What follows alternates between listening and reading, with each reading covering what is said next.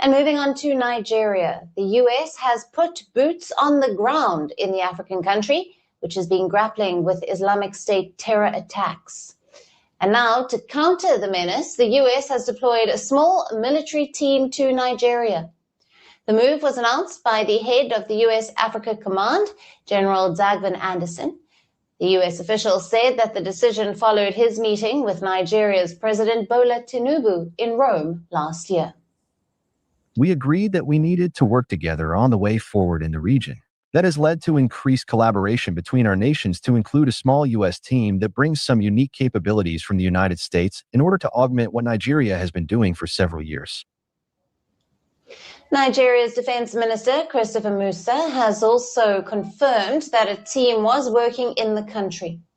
Now, this announcement comes after the U.S. launched strikes targeting ISIS terrorists in Nigeria's Sokoto state on Christmas. The strikes were conducted in coordination with Nigerian authorities.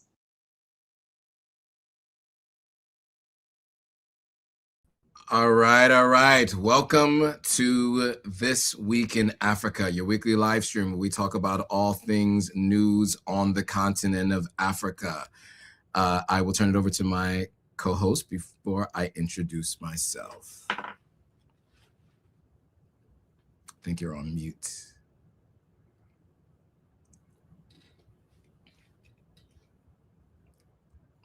Not anymore.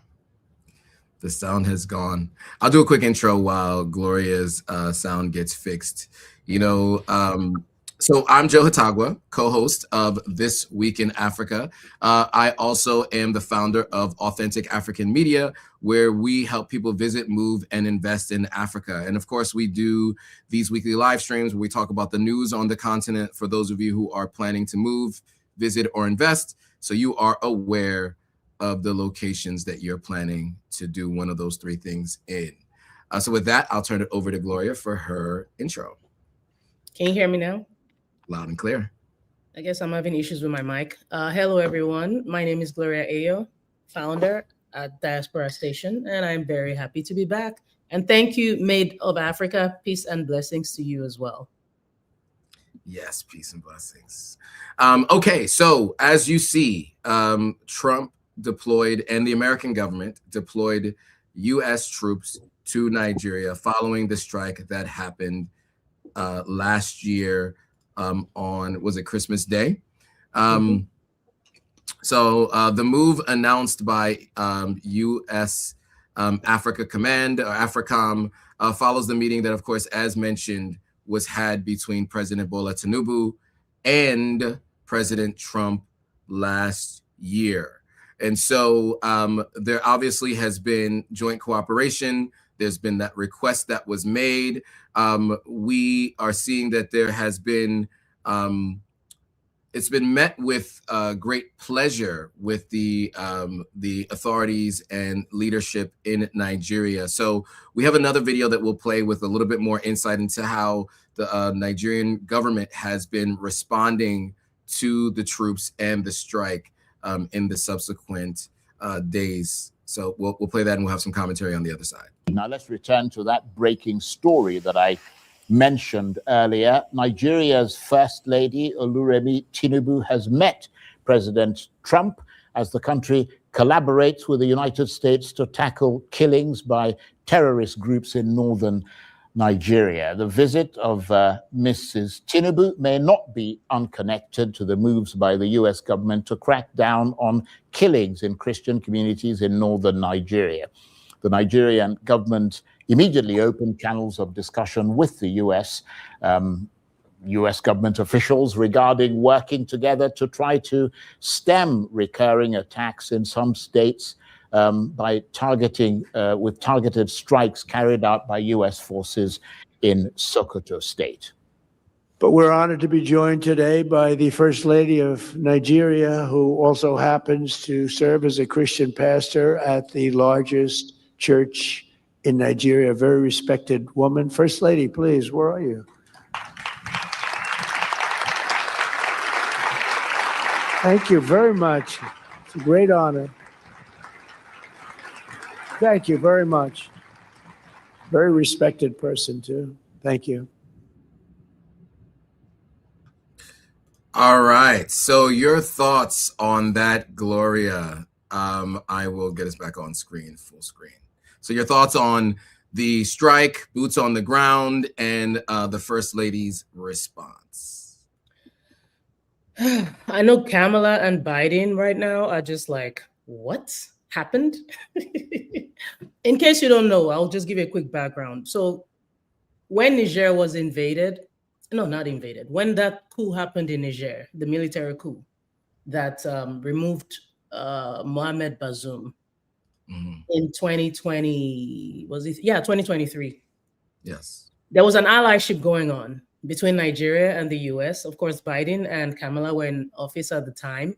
And I observed the trend. I observed the shift. There were people who literally, because of that, there are some people, and I'm sure some people will argue this, but there are some people who switched loyalty to Trump because of a move like that, because they felt that there was an allyship between the Nigerian government and Biden and Kamala, and they didn't like that. They felt that because Nigeria had had what some would label a civilian coup, in that the election of 2023 was controversial.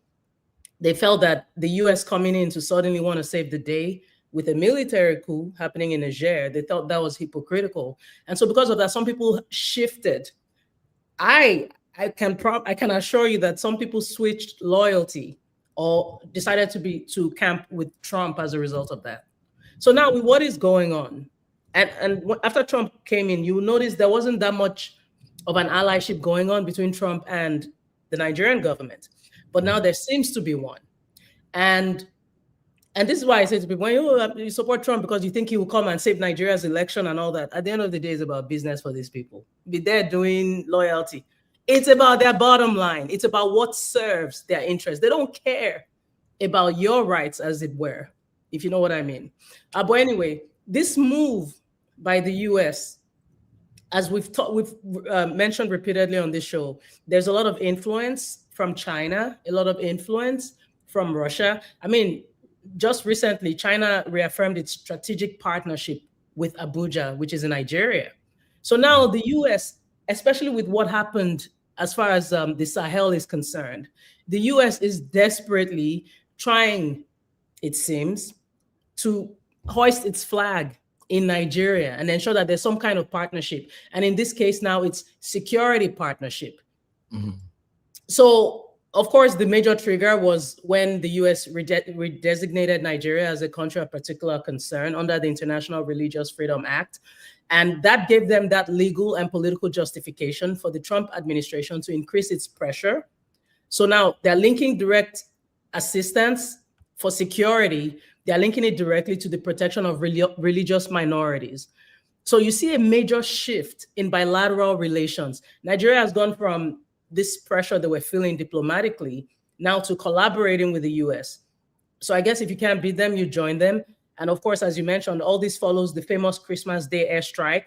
So the US is no longer just doing remote surveillance. Now you have officials from both Nigeria and the US telling us that, oh no, it's not, the US isn't engaging in direct combat. They're just there to provide technical expertise. And of course, Nigeria, in the interest of national pride, the Nigerian government has framed the entire deployment as occurring at the invitation of the government of Nigeria, and that Nigerian commanders will still have full authority over the operations. But I guess we'll just have to keep watching, because my goodness, what a time to be alive, Joe. Yeah, I mean, look, a couple of different things, right? You guys might remember that over the last 2 years, the AES has unceremoniously asked the West to leave their countries, or the Federation now is what it's called, of the AES, right? The Alliance of Sahelian States. And so just for context, geography lesson quickly for everyone who is unaware, there's a lot of speculation as to why being in Nigeria matters to America when there's already pretty good diplomatic relations generally. There's already trade agreements generally. But, you know, many of the attacks are happening in northern Nigeria. Where does Nigeria border. If you look to the north, Niger, to the west is Burkina Faso, and also to the west is Mali. These are the three countries where the West no longer has bases. So it makes sense if the United States is thinking about how to be closer to what's happening here, to have boots on the ground here, anywhere here, in this country, so that they could be closer to here. A lot of people are speculating as to why and what that means. But in my opinion, I think, as always, the United States is always going to operate in its own best interest, as every country does. And I think right now they are thinking they need to be watching what's happening in the AES. And I think they have what they feel like is a good enough excuse to be there. You'll notice that the United States generally has to have a reason to be somewhere that they use outside of what later becomes the reason that they're there, right? So you may have seen that in Latin America earlier this year. In fact, they just told you the reason, though. They didn't even hide it that time, right? So in this case, I think that's what we are seeing. I don't know how effective this will be, because there's always been these conversations and alliances and discussions about quelling the forces and stopping the forces from growing, these major forces, right? ISIS aligned, Al-Qaeda aligned groups in northern Nigeria, right? Boko Haram is one of the more popular ones. You guys remember the Bring Back Our Girls campaign. It's all related to these insurgent groups. Under many administrations, the United States has done things like held up pictures saying "Bring Back Our Girls," discussed it, but had never done anything about it. And I think it's because they had never had a need strategically to be there. I think that there's a need strategically to be there now, and that is why I think the United States is there. We'll continue to follow this story to see if, in fact, there's any military assistance. I mean, there are all kinds of videos. We don't share those videos here because one, there's lots of ammunition and things like that, but there are many videos of the amount of funding that these forces have in the north, in northern Nigeria, and they're actually moving to other parts of Nigeria. They're not just in the north, they're going to different places. And it seems that many people aren't incentivized in the current government to do anything to stop the flow of funds and to stop the continued attacks. And so we will see. We will see if this does anything. Being very diplomatic as I can be, considering the circumstances. This is an ongoing story, so we'll continue to watch it. But we just want to make sure you all are aware and what is being speculated by people on the ground and people with knowledge of the matter.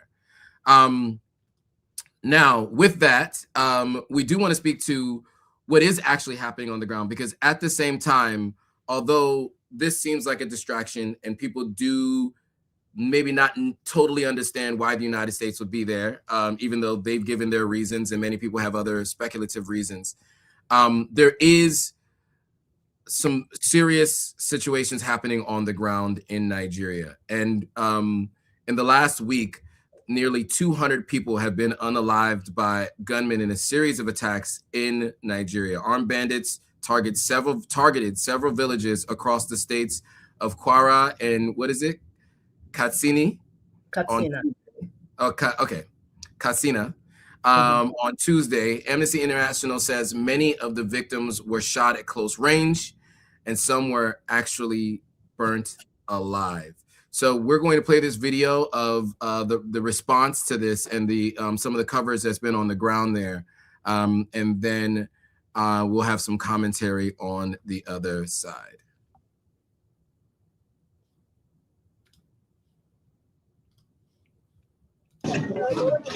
Preparing to bury the latest victims of Nigeria's wave of killings over the past few months.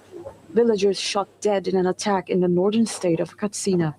It was one of 3 villages targeted on Wednesday. The people who raided us, we don't know them. They just stormed our house and we heard gunshots. We went out to his shop and they met my son there. He pleaded with them, but the bandits said no way, we will not spare any man. They went ahead and killed him. I just saw his corpse. In the western state of Kwara, attackers set shops and homes on fire. The victims included women, children, a traditional leader, and local businessmen. Witnesses say the attackers showed no mercy as they moved from house to house and into nearby fields. The attackers followed them, tied their hands and shot them. We received support from the government and eventually soldiers arrived to evacuate the bodies to our local government headquarters in Tofoki. The army has been deployed to the area, with confirmation from Abuja that a team of US troops are also assisting with intelligence and training. These latest attacks come after armed gunmen kidnapped dozens of worshippers from 2 churches in central Nigeria 2 weeks ago. I ran away because I saw them. I was very, very afraid for seeing them. They gathered all the people, both the 2 churches, and then carried them away. That was what I saw. Last year, attackers stormed 2 churches in Kaduna State, seizing its members during services, prompting Donald Trump to threaten U.S. military action. All right, this video is a little longer, but just in the interest of time. Now, you notice that they mentioned the U.S. troops and also the Nigerian troops came after the attack to carry the bodies away. And to offer some, I guess, some intelligence and some training. But your thoughts, Gloria, on this particular attack and the response? Yeah, of course, this only strengthens the case of the U.S., unfortunately, as far as, you know, its reason for that designation on Nigeria as a country of particular interest or concern, because you know, it's yet another justification for the U.S. sending its troops over to Nigeria. What I find especially saddening is the fact that one of the unalivings that occurred was done as a vindictive move, simply because somebody had alerted authorities that these people, because sometimes, and this is why I say the Nigerian government knows something we don't know, because often they would send a message and say, we're coming. Can you imagine the effrontery that would make a group of people send a message even before showing up? And they take their time. So when all the unaliving is going on, it's calm. Like, they take their time. Like, where does that ever happen? So for somebody to have sent a message, clearly it was somebody from among that group that got the info that, hey, they've alerted authorities, be careful. So they went there as a form of vengeance and unalived people en masse. So that lets you know that, again, the government knows something that we don't know. And when people are suspicious and raising questions and saying there are certain powerful people that are funding these activities, I mean, this is what makes you think that for real. I mean, this kind of certifies or confirms those suspicions. It's so unfortunate, and this is why I'm very careful.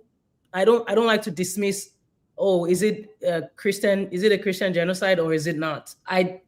Again, we don't have enough data, but one thing I will say is that there's been a lot of attention on these, and you know, at the end of the day, all I can hope for is that the energy that the Nigerian government spends on trying to do great PR and get all these great compliments from the US, I hope they put that same energy towards securing the people, because in a case like this, authorities were actually alerted. If anything, authorities should have been there to ensure that these people are safe. And that did not happen. Those people were there for hours unaliving those people. And then the government wants to act after the fact. It's like medicine after an unalivement. Where does that ever happen? I can only hope that the government will eventually help resolve this. Yeah, and so additional thoughts I have. You know, obviously this is a tragedy, and to me, I think what always confuses me with a situation like this is you have large delegations of troops working together in the countries just north of you. And from all accounts, they're having some successes against these similar types of groups. Why go all the way to America to ask for intelligence and help when you can go to the country north of you fighting the same group from the opposite end, right? Because it's all in that same region. They're fighting it from this way, you're fighting it from this way. Why wouldn't you work with them? Instead of, you know, threatening to send military forces there because you didn't like that they had a coup or a revolution that was a change in government. I mean, to me, it makes absolutely no sense that you would go thousands of miles away when you can go less than a couple hundred miles away to work with a partner who understands almost as much as you or as much as you, the people that you're fighting, right? The people here know what you tell them.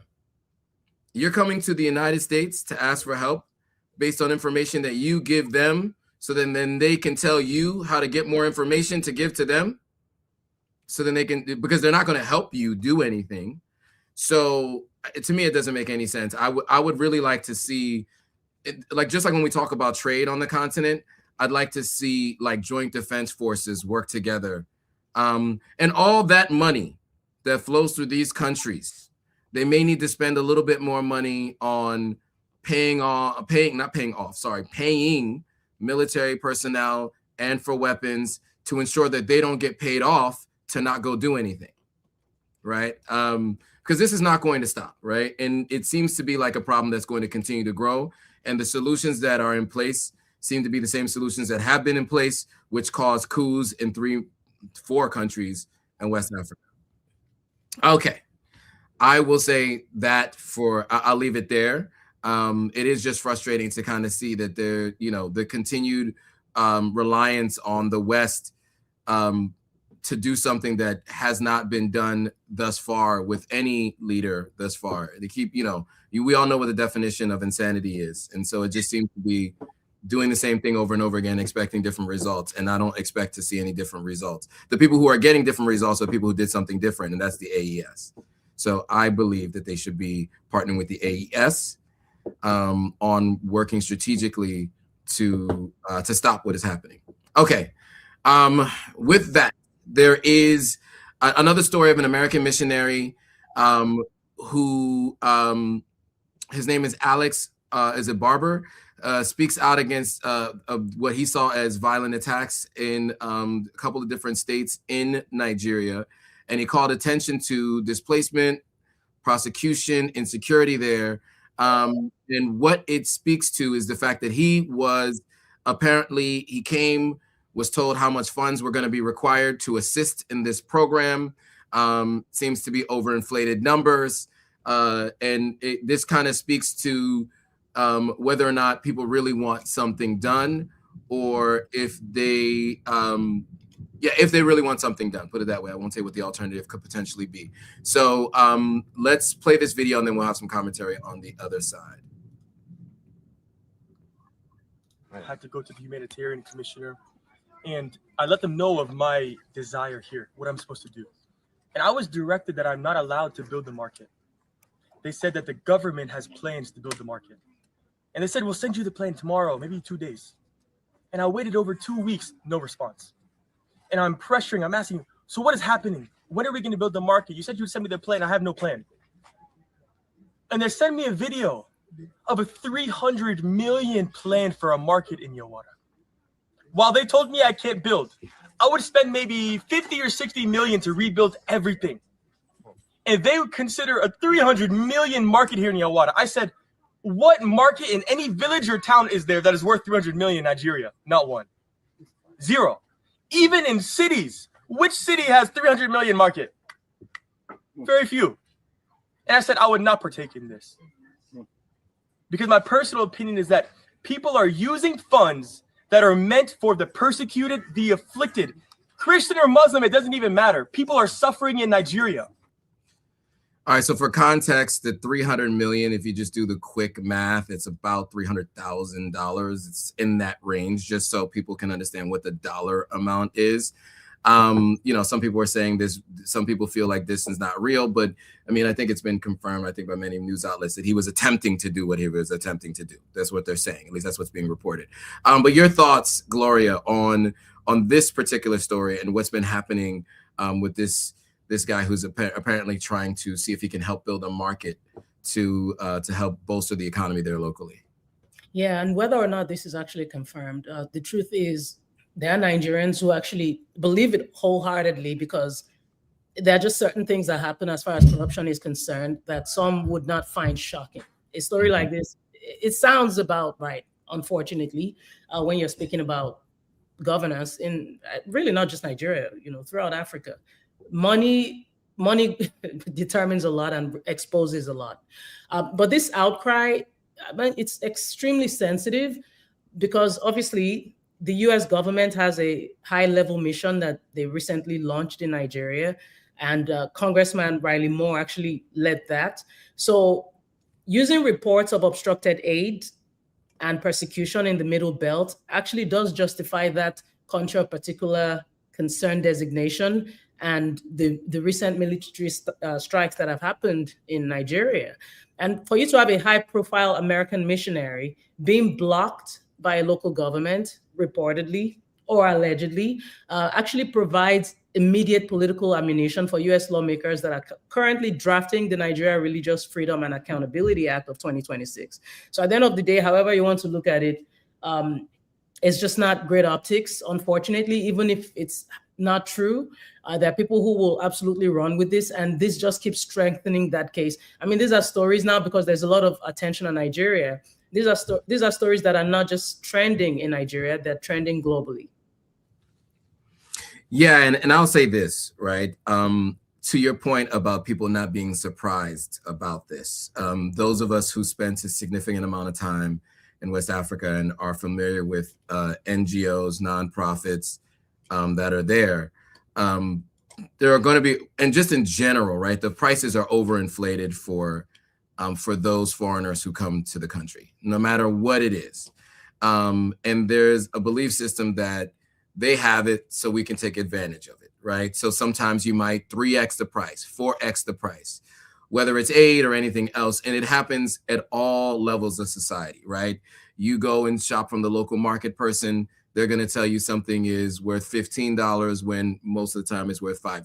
Or you go to a level at this level, whoever he's saying he's talking to, and you get told something is 300 million where maybe it is 80 million naira. And so, yeah, I mean, this is just a part of what you can expect. I think one of the other things that, having gone through some of the files that have been released, apparently you can't say the name of those files, but a person who had spent some time in Africa, who spent some time in Israel, who spent some time with the current president and former presidents in the United States, who was unalived in a jail cell. One of the things that people do is they take advantage of tragic moments and tragic situations. And that's when many of the elite and powerful tend to make the most money, because there is money that floods in for specific events, occasions to help out. And, they act as filters of that funding and get it before it reaches its intended target and use case. So, what we're talking about here seems a lot like what we saw during the global sickness or, Ebola before that, and all other, financial crises and all kinds of other things that have happened. So, I'm not shocked or surprised by that particular story, or if that's the case that's happened, because we see this happen a lot. And so anyway, we'll keep our eye on the situation. We wanted to just kind of share that story as part of it, just because we have been hearing a lot about this particular story. And we did want to give some context as to what we've seen and heard about and learned about from, the different reporting that we have access to and that we've been reading and watching. Okay, with that, I do want to move on to Libya, which is another story of the Western involvement over the years. That's a conversation for a whole nother time as to what Libya was before the U.S. involvement in the was it 2012, 2011, in that time frame, to what it is now. It is a completely different country. So anyway, let me get to, we'll play this video and get to the other side, but I want to give some context before we play this video. So Libya faces a new wave of political uncertainty following the assassination of Saif Gaddafi, which is Muammar Gaddafi's son. He's obviously, you know, a very well-known figure on the continent, very polarizing figure globally, not so much on the continent though. He was unalived at his home last week. He was a deeply polarizing figure who commanded significant loyalty in strongholds in certain parts of the country. Despite a 2015 war crimes conviction, and which complicated his political ambitions, many viewed him as a contender for the presidency. So his unalivement arrives at the precarious moment as the nation prepares for a long-delayed presidential and parliamentary elections scheduled for mid-April 2026. While his detractors remember his vow of rivers of blood, which he said during the 2011 uprising, his supporters view him as a martyred reformer who offered a path to stability. So his loyalists blame rival factions for the unaliving. Experts wonder if his removal from the quote-unquote political power play will clear an electoral path for or further plunge the divided nation into chaos. And if you guys aren't aware, I may have mentioned this before, and I should probably mention it here before we get into the video. Well, you know what? Actually, let's get into the video. I'll give you my thoughts on the other side.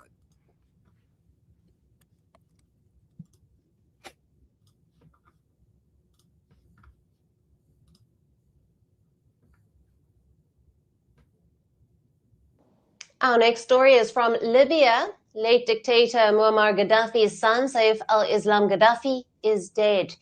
He was shot dead at his home last week while he was trying to escape assassination attempts. He never held a political title, but his death could change the country's election roadmap. Now, Gaddafi's followers have called his killing an assassination. Thousands of them came together to mourn his death. Saif al-Islam Gaddafi was buried last week in Bani Walid. It is a town that still holds allegiance to Libya's late dictator. All right, so your thoughts, Gloria, on this unaliving of Gaddafi's son? Yeah, so just a quick background. Following his capture in November 2011, while he was attempting to flee to Niger, Saif spent over a decade as a ghost in the Libyan political system. And then in absentia, he was actually sentenced to unalivement by a Tripoli court in 2015. They said it was for war crimes, but he was later granted amnesty by the Zintan-based militia that actually held him.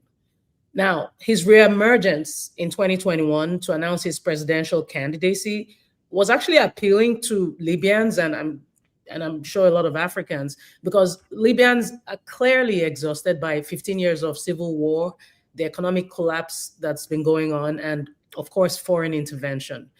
But what has happened now has marked the end of a political era in Libya. It's removed a significant figure from a landscape that is clearly deeply fractured.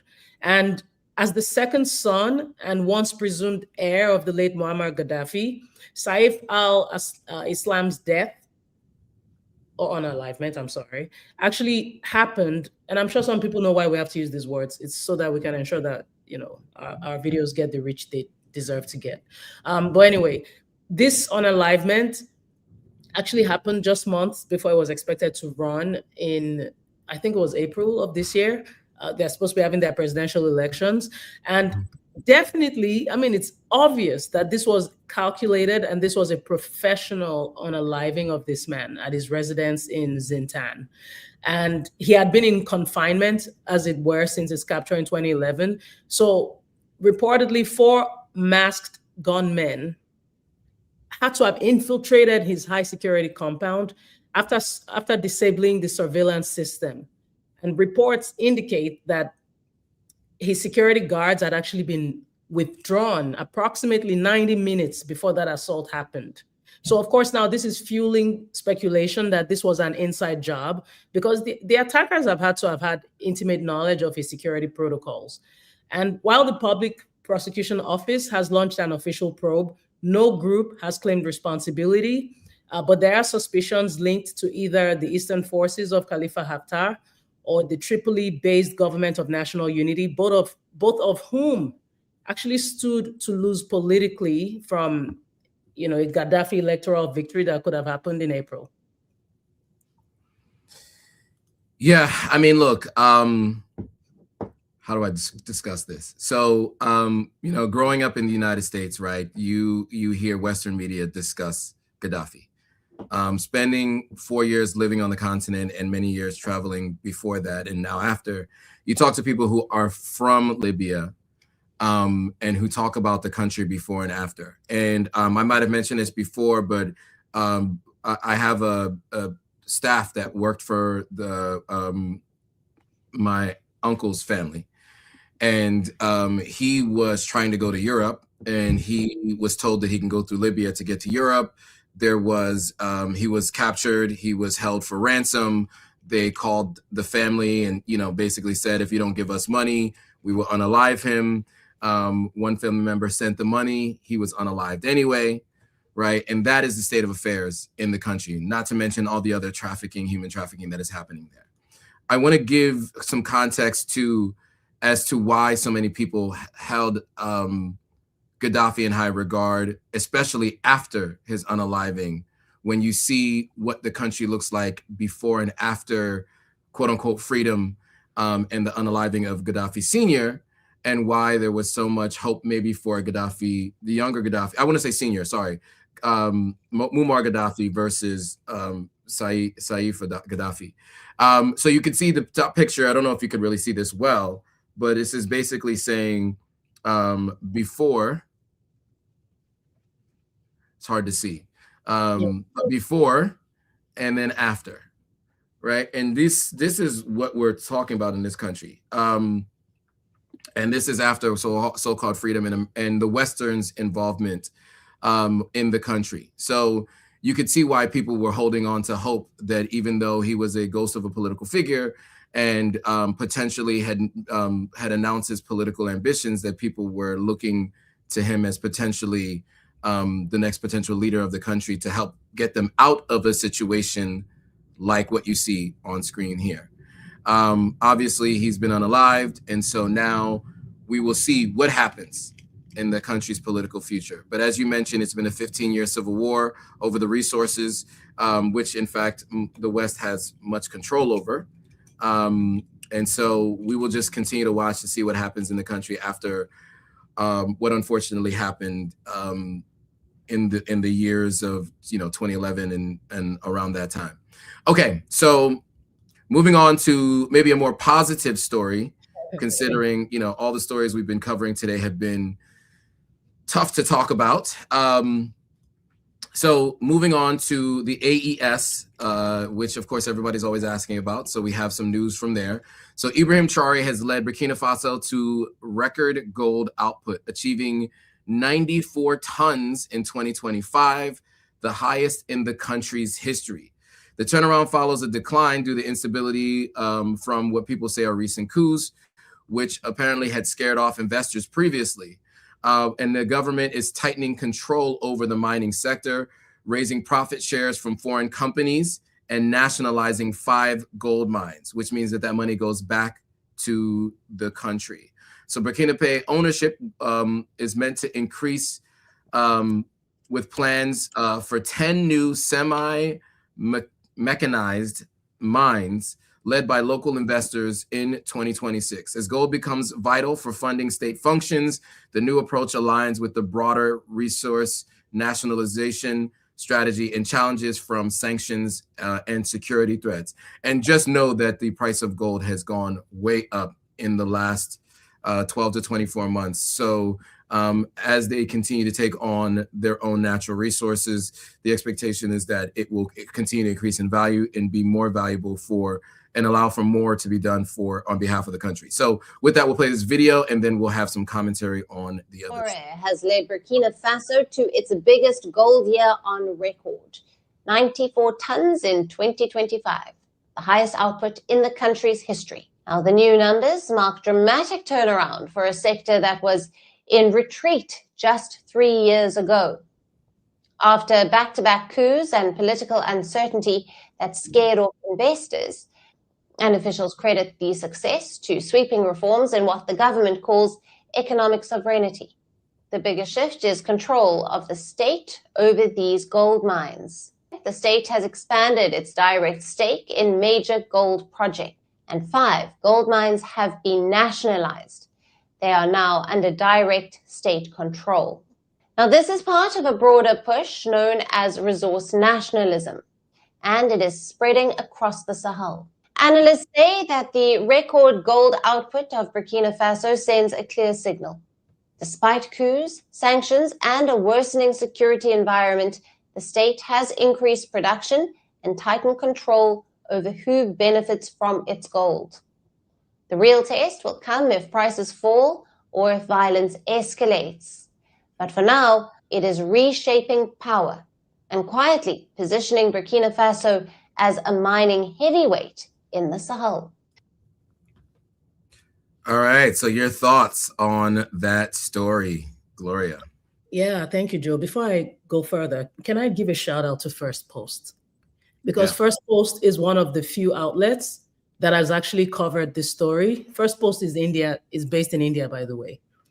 There's a video that went viral. It's pinned on Joe's profile at authentic_African on Instagram, and I think everywhere, I don't know. But on my page at the Gloria Ayo, you'll see that video that went viral last year when the whole, the world stood up for the AES, specifically Burkina Faso, when there were threats seemingly made, towards Ibrahim Traore. Mm-hmm. In that video, we talked about the fact that you're just supposed to cover the story. When it's negative, we see Traore in the news as far as Western media is concerned. When something like this happens, you rarely find people covering it. Again, you are supposed to just cover the story. And that's why a platform like what Joe has created is so essential, because who else is going to tell our stories accurately? So shout out to First Post for covering this, because we're tired of seeing this man just being painted negatively. And back to the conversation we've always had about those who have reservations against the military taking over. Well, with the civilian taking over, what has really changed? What has actually improved? If all they did was even maintain what they met, it would be better. I mean, we might not even have much to complain about, but unfortunately, our situations seem to get progressively worse. And of all continents on earth, it should not be Africa. So I'm happy to see something like this coming out of Burkina Faso. I mean, do we even understand the impact of this? To have generated over $4 billion in export revenue, reportedly in 2025 alone, is worth screaming about. That should be on every single platform on earth. So the moral of the story is, if they're not doing it, we don't need to wait on anyone to tell our stories. We take our own power and share the greatness that is coming out of Burkina Faso. We don't do embellishing. I don't like when people, paint, exaggerate some of the achievements. We don't need to do that, because what he's doing already speaks for itself. I mean, they're doing great work. And this is what it's always been about. This is why people support this man, because it's really more about us taking control of our own resources. And with what has happened, keep in mind, there have been sanctions against Burkina Faso. Keep in mind that aid has been suspended in Burkina Faso. What does this all prove? We don't need anyone coming to save us. We have all it takes. This is what I've always screamed about. So yay for Burkina Faso, yay for Traore. Absolutely. And I will just add to that, I was corrected when I used to call it a coup. Right, I used to call these a coup, and it was corrected at one point in time that said it's not a coup if everybody in the country wants it and needs it. It's a revolution, yes. Right? And and that's what they're describing the AES as. What's really important is not only what he's doing for his country, but how he's given a frame of reference for how to run a country to ensure that the resources go back to the people that it comes from. So one of the things that I hear a lot from people when I'm in Ghana, when I'm in Sierra Leone, because that's the places I've been to the most since Ibrahim Traore has taken over, and since really all of what's happened in the AES from 2022 till now, is that they always say, we wish we had a president like Traore. We pray to God for a president like Traore. People say that all the time. And because they can see specific things that he's doing to benefit his country. It's not just rhetoric, it's action, right? And I think that it's, I think what this will do is lead to a new class of politicians who actually focus on these kinds of things, because it's eventually going to be required to win, right? To not only say what you're going to do, but do it, and take some of these policies and apply them.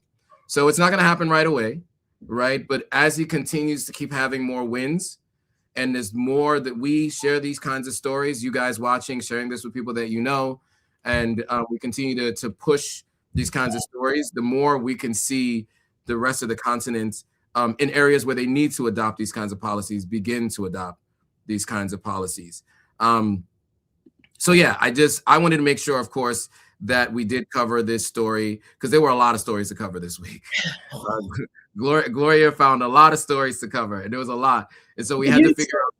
You found a lot too. You found a lot too. Yeah. So yeah, so this is an important one, because obviously there are some things happening on the continent that we're not so happy about, and we just want to make sure everybody's aware about them. But then we also want to make sure people are aware about this as well. And so yeah, so we'll continue to share these kinds of stories as we see them. And you're right, shout out to First Post, and obviously in one of the videos somebody complained that they mentioned Gaddafi as a dictator. They're using the words that they have access to describe leaders in the continent. And they, obviously, I'm not sure that they were as supportive of Gaddafi, those who were editors of First Post, as maybe many Africans might have been, right? So, but at the end of the day, at the very least, they're sharing the stories and having Africa focused as a non-continental news outlet. And so, it's helpful to have access to these stories, and so that we can make sure that we can synthesize the ones that we think are important to you all, so that we can share them with you all. All right. In the interest of time, I think we can get to one or two more stories, and then maybe we can quickly run through the news from around the world. So again, another First Post story. And this is an interesting one, because this is Russia accusing France, particularly Macron, and the Ukraine of quote unquote sponsoring terror in Africa. Now, this isn't the first of its kind in terms of a claim like this. There have been claims like this made by the leaders of the AES. If I'm not mistaken, at least two of the three, if not all three, have verbally stated that they felt that was the case. So we'll give you some context, and then we'll play the video. So there's been some tension between, obviously, Moscow and Paris, and it's reached new heights as Russia's Foreign Intelligence Service, or the SVR, accused French President Emmanuel Macron of orchestrating what he called neo-colonial coups to destabilize Africa. Now, Moscow claims the French administration is seeking political revenge for its waning influence in the Sahel, allegedly teaming up with insurgent groups and the Ukrainian regime to eliminate, quote unquote, undesirable leaders that would be undesirable to the Ukraine specifically, and to France. The report details allegations made by Russia, including French involvement in a foiled unaliving attempt of Ibrahim Traore and attacks on fuel supplies in Mali. Moscow asserts that Paris, having lost its grip on nations like Niger, Mali, and Burkina Faso to pro-Russian leaders, is now sponsoring chaos to reinstall pro-Western regimes. So we'll play some a little bit from this video from First Post News' reporting on this, and then we'll have some commentary on the other side. And moving on to our next story, Russia is a key security ally of many African nations, especially the ones in the Sahel. Now, it has made a big accusation against the ex-colonial ruler France. Moscow has accused French President Emmanuel Macron of teaming up with terrorists to destabilize Africa. The Russian intelligence has released a whole statement targeting Macron. Moscow has accused Paris of preparing neo-colonial coups to destabilize the African continent. The statement said, and I quote, Emmanuel Macron's administration is feverishly seeking opportunities for political revenge in Africa. Whether inspired by the American operation to capture Venezuelan President Nicolas Maduro, or imagining himself as the arbiter of the fate of African peoples, Macron has authorized his special services to launch a plan to eliminate undesirable leaders in Africa. All right, so you guys get the idea. Gloria, your thoughts on this reporting? Oh, I think you're on mute. My bad, Joe. We keep hearing about Macron, in these very unflattering allegations. It's not today that we've heard of allegations against Emmanuel Macron, allegedly sponsoring these things in order to regain the lost influence in Africa. And this has now become like a dangerous escalation when you have Russia, putting these allegations out there. So it's basically escalated things now as far as the tension between Moscow and Paris. And now the battleground for all of this is Sahel. Sahel is caught in the global power dynamics, which once again shows you, and I reiterate 1000%, the importance, the value that Africa has. We need to first know who we are and what we carry. You think these people really have time to be fighting over Africa if we didn't have treasure that they need access to? But anyway, the allegations against the Macron administration keeps going on. There are allegations that they've authorized intelligence operations to eliminate undesirable leaders who have pivoted towards Russia or maybe China or wherever else. Moscow specifically identified Ibrahim Traore of Burkina Faso, Assimi Goïta of Mali, and even the new leadership in Madagascar as targets for French-backed destabilization. Why this is, like the story I referenced earlier in Nigeria about how certain things, even if we don't have the facts to prove it or we doubt, how valid those stories are, some of these things become believable because of trends and patterns. In this particular instance, historically, we know that France has not necessarily wanted the best for the African countries that it's colonized. The CFA franc is still very much active in, I think, 14 countries on the continent. So France has never actually proven that it's a worthy ally of Africans. So when stories like this come out, people take everything and they believe whoever is making the allegations just because of the patterns, because of the antecedents. So yeah, here we are. Yes, and so, look, I think we have to be very clear. There are a lot of people who use a lot of propaganda to push different agendas. So two things can be true. Sometimes people in the Far East use propaganda to destabilize things happening in the West and in Africa, right? Including sometimes Russia. Also, sometimes the West does the same. That does not necessarily mean that this is not true. So we haven't seen the proof of this. We have just heard what they said, but there has been a pattern, and at the very least, we do know this. About 2 years ago, we reported on the fact that the Ukraine foreign intelligence did give insight into a anti-Mali leader, right? Assimi Goïta is the leader of Mali, right? Anti-Goïta group gave him information that unalived a number of soldiers from the Mali army. And they actually admitted to it publicly, like the Ukraine admitted to that publicly. So it's not a far stretch for what this foreign intelligence or group from that Russia is saying, right? Now, when it comes to France, they haven't necessarily admitted things publicly. They've just had a lot of rhetoric about their discontent for the current leadership in the AES. much of the uranium and natural resources used to make sure that France has light comes from the AES. And so there definitely is a special interest for France in this particular region, and to have more control over the minerals and the resources that are there, to be able to continue to enjoy light and life as they do in France. Having been there recently, I can tell you there's decadence and opulence. I was in Cannes. It's, you know, it's interesting how that whole country was built on the resources that come from their former colonized states.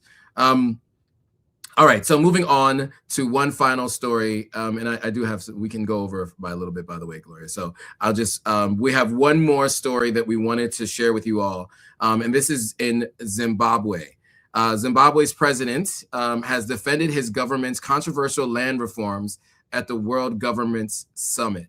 He said the seizure of farms from white owners was necessary to reclaim colonial-era land and assert national independence, even though it led to decades of international sanctions. The discussion also covered Zimbabwe's economic challenges, compensation promises to displaced farmers, and ongoing efforts to clear debt and restore global financial support. The land issue remains central to Zimbabwe's politics, economic recovery, and foreign relations. So we will play this video and have some commentary on the other side.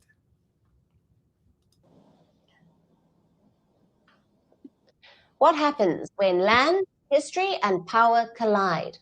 Today, that question is back in the global spotlight, as Zimbabwe's president defends one of Africa's most controversial decisions, the seizure of land from white farmers and the rewriting of land ownership after colonial rule.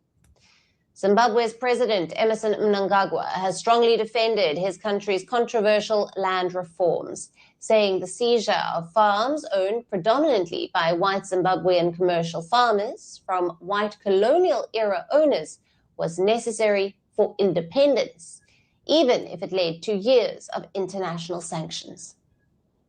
Zimbabwe has been under sanctions for decades as a result of us claiming our land from the British and making ourselves independent. We seized the land and gave it to our people. So sanctions were imposed on us. But in spite of all that constraint we have developed, and we are happy that we have developed on our own, and we feel very independent. He said the land reforms were about reversing colonial injustice and restoring ownership to Zimbabweans. All right, so your thoughts, Gloria, on this story? Yeah, I found two things very interesting in this whole story. First of all, the meaningful, what I call a meaningful cultural critique that Mnangagwa actually shared, which was that those white farmers who stayed in Zimbabwe were those who were willing to live on the same basis as Black Zimbabweans, and those who felt superior chose to leave. I thought that was really important. I also found it very interesting when he said that the international sanctions that Zimbabwe had received were not as a result of human rights abuses, but as the price of independence. And he asserted that Zimbabwe has developed, even with all those constraints, and they remain very happy to feel very independent. All this reaffirms the ruling ZANU-PF's commitment to the land reform program. They see it as the ultimate pillar of national sovereignty. And reclaiming that land from British colonists, I mean, clearly was not a racial act. And this is what Mnangagwa is saying. I'm not necessarily a big fan of his policies or so. I mean, he's been in the news now for wanting to extend his term. And I'm not necessarily a big fan. Let me just make that clear. But there are certain things that I do agree with. And, you know, saying that this was not racial, this was really about restoration. I'm 100% with him on this one, and very necessary for them to actually achieve genuine independence And this is all with the backdrop of decades of international sanctions that have been triggered by this. So yay for Zimbabwe. This is all land. Let's make it very clear. This is basically a case where they're returning land that actually belonged to Zimbabweans. This land belonged to the people to begin with. Yeah, absolutely. And look, that it is a very controversial topic, right? I mean, there are many folks who feel like, you know, they should not have seized that land back. But at the end of the day, it was their land and it was taken by all kinds of means. And so, yes, and they've been under sanctions because of it. And as you mentioned, it wasn't because of human rights violations. It was because they decided to take things into their own hands, power into their own hands, and make a change. And that was obviously with the predecessor of the current president. And as you mentioned, there are other things that we can be disputing and disagree on as it pertains to current policies and how things are continuing to remain the same after so many years in power. But two things can be true. That interview, by the way, went viral. You guys might remember Tucker Carlson's a very polarizing individual, to say the least. And he was asking questions that were for a specific audience. And those guys met with him. I'm not 100% sure if they knew why he was saying what he was saying and for who, the questions he was asking. But with that aside, I do think that he answered that question well, because at the end of the day, I think that it's something that maybe they have to figure out another way to do it, but there are other places on the continent that need to have similar policies to be enacted. You know, maybe have lease terms for the land that has been seized, and those people figure out how to either buy it back from the country, and maybe that money goes back to the families it was seized from, and or to the government some way. But I think there should be some policies enacted. And I think, again, with these kinds of things, the more you see them, the more iterations of them that can become possible. And then we can see how we can make that impact in other places, namely South Africa is what I'm talking about. Anyway, so those are the main stories that we wanted to cover for this week.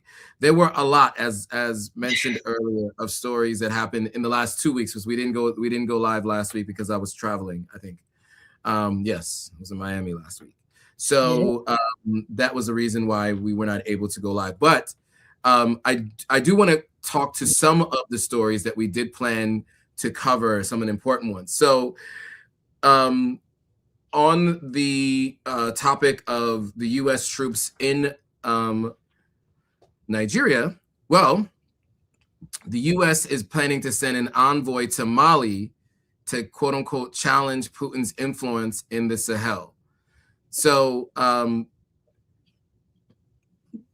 Nick Checker, head of the U.S. Bureau of African Affairs, is engaging Mali's military-led government to reassess quote unquote counterterrorism cooperation. Obviously, Russia had strengthened its ties with the Sahelian states, notably, that's Mali, Niger, and Burkina Faso, who've obviously shifted towards Moscow and amid a wave of recent revolutions. And the U.S. seeks to a conditional return, quote unquote, focused on democracy. Any thoughts on that story? And the U.S.'s involvement in the Sahel region now, or attempting to be involved in the Sahel region, specifically Mali at this point?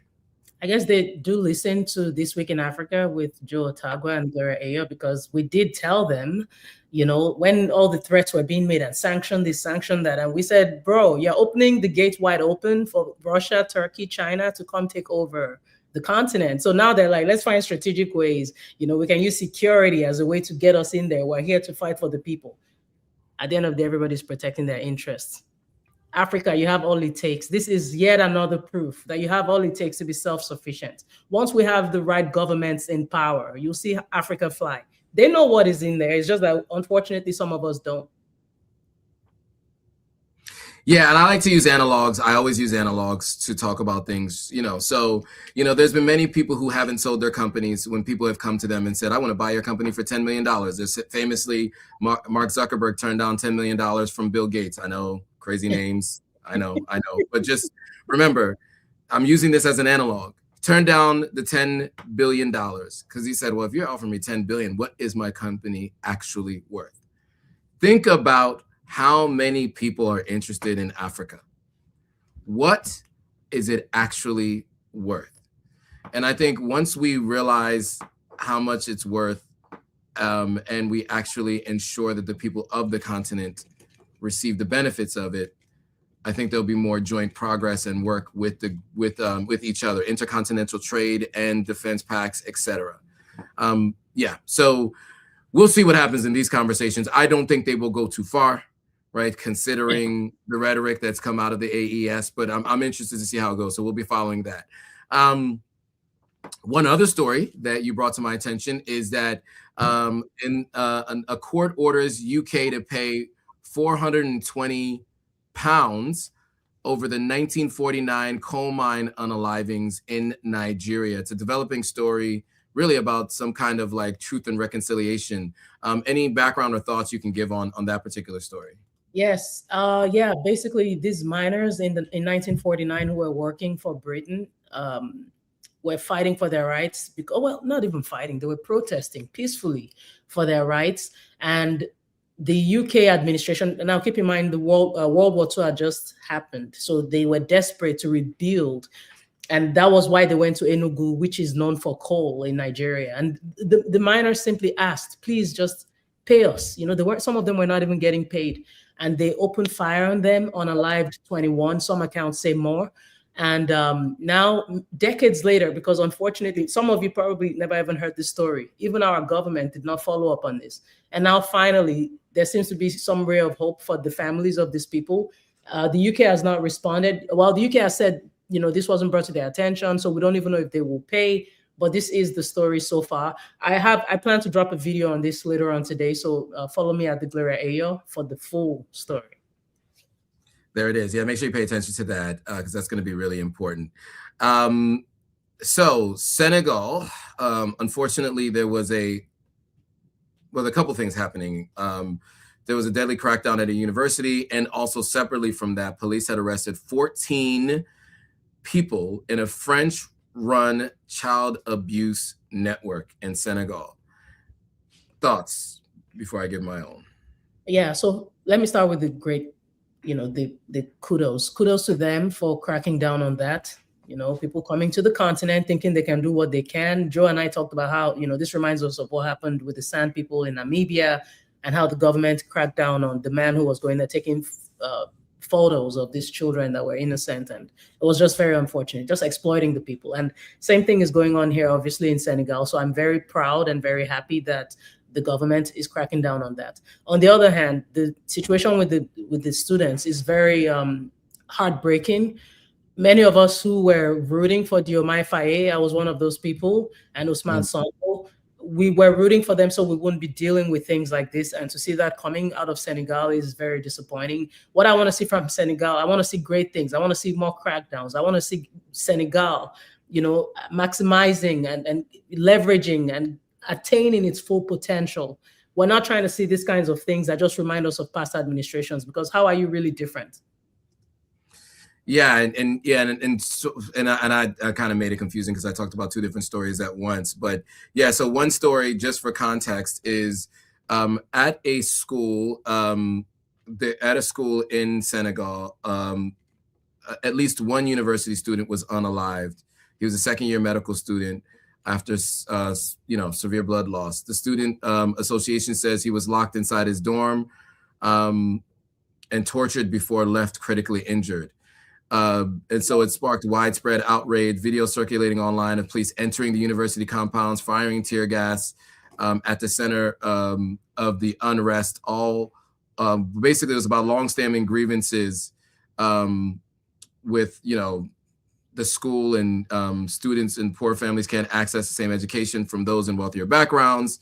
And so a clash basically ensued, and the police had a crackdown on what seemed to be mostly peaceful protesters. So that was the one story that Gloria is talking about in terms of the disappointment with the current government. And then the secondary story is the 14 French arresting the 14 French, whatever, the 14 arrested in the French-run child abuse network. Let me just make sure I say that clearly. So, you know, so kudos to them, as you said, for actually doing that arrest. Because one of the things that we've seen on the continent is that people go there to do the worst kinds of things they wouldn't do elsewhere, right? Or that they do in emerging markets. And you find that many families allow for this kind of abuse of children because there's a hope that this person will financially be able to take care of that child and the family as well. And so you're taking full advantage of people who are desperate.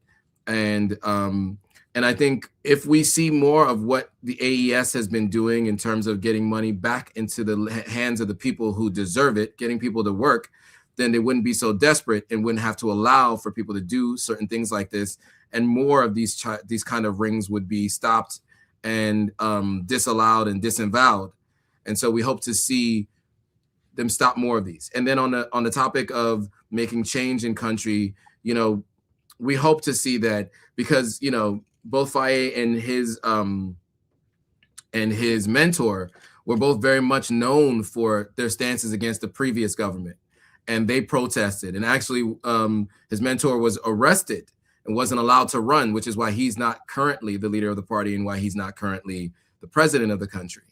And so I hope that, you know, this wasn't at their direction, and that, you know, it happened, you know, in an isolated incident with, you know, specific police, and that they are going to take care of this and make sure that it doesn't happen again. But, you know, we just hope that they don't turn into the people that they were protesting against when they were not in office. Yeah, there are many people in the Senegalese diaspora who are disappointed with the current leadership. I will say I've heard that from many folks that I speak to here in the States, because, you know, there are many of them in the States. All right, we'll do one or two more stories, and then the rest of the stories are in the description. You guys can check out. So Ebert Taylor's passing, any thoughts on that and who he was in terms of high life and his musical influence? Yeah, so he was, I mean, not just even in Ghana, he was highly influential in West Africa as far as, you know, high life and Afro beats concerned. So this is in a way the end of an era for African music.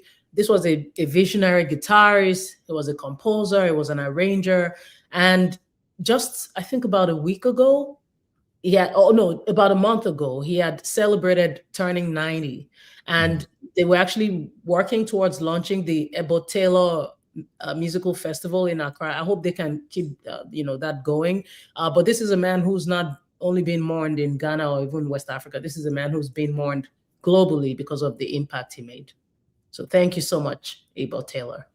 Absolutely. We would not have who we have, all who we enjoy today in Afro beats, if not for people like him. Yes. All right, Starlink, shut out of South Africa, but opening up in Senegal. It's a tough one because Elon Musk news a lot, isn't it, Joe? Yeah. Elon Musk is in the news a lot. Elon Musk is Elon Musk.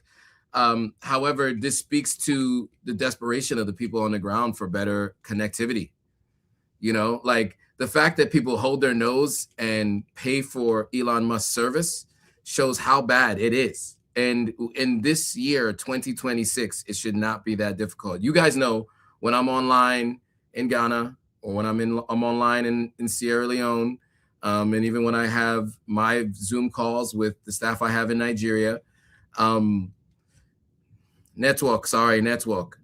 We always network. It's lagging, you know, and it's like, you know, you pay $60+ per month for the network, and you can pay over 100 if you really have the funds.